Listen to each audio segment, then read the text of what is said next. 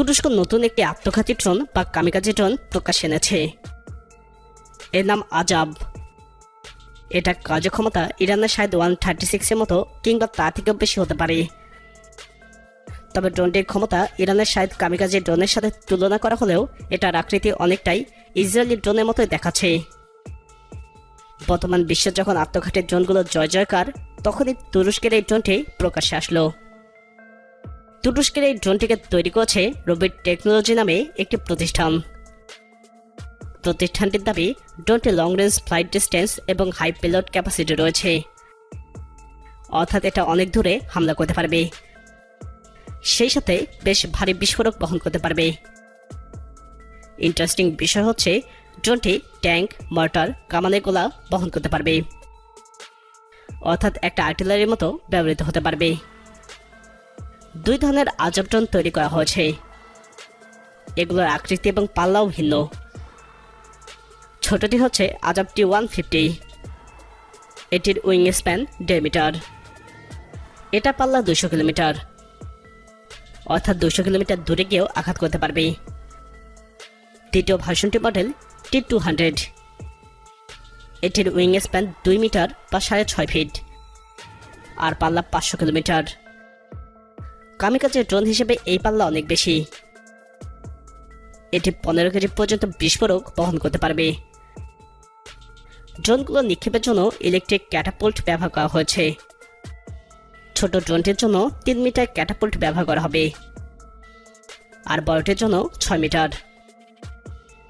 তবে ভবিষ্যতে রকেট বুস্টারের সাহায্যে ট্রাক থেকে নিক্ষেপ করা যাবে, যেমনটা শায়দ 136 এর ক্ষেত্রে করা হয়। ইতোমধ্যে সব ধরনের পরীক্ষায় সফল হয়েছে ড্রোনটি, তবে এখনও বিস্ফোরণ ঘটানোর পরীক্ষা বাকি। এটি করতে গেলে তুরস্কের সশস্ত্র বাহিনীর অনুমতি এবং সাহায্য লাগবে, কেননা এ ধরনের বিস্ফোরক কেবল তুরস্কের সশস্ত্র বাহিনী এবং তাদের সাথে চুক্তিবদ্ধ প্রতিষ্ঠানগুলোর কাছেই আছে। ধারণা করা হচ্ছে জুলাই কিংবা আগস্ট মাসে এটা বিস্ফোরণ ঘটানোর পরীক্ষা চালানো হবে।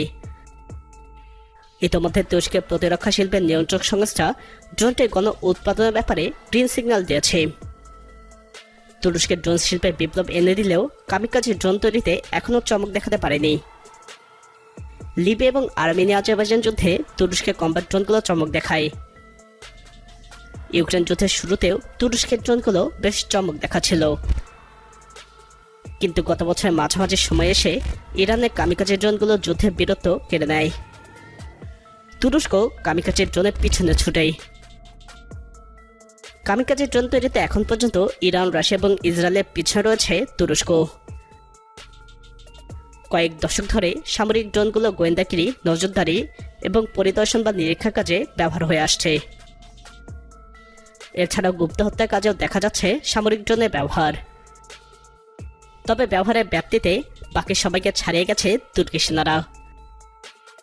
প্রথম সেনাবাহিনী হিসেবে তারাই বৃহৎ আকারে শত্রুপক্ষের সেনাদের বিরুদ্ধে ড্রোন ব্যবহার করেছে। তুরস্কের ড্রোন ব্যবসা ভবিষ্যতে আরও বিস্তৃত হওয়ার সম্ভাবনাও রয়েছে।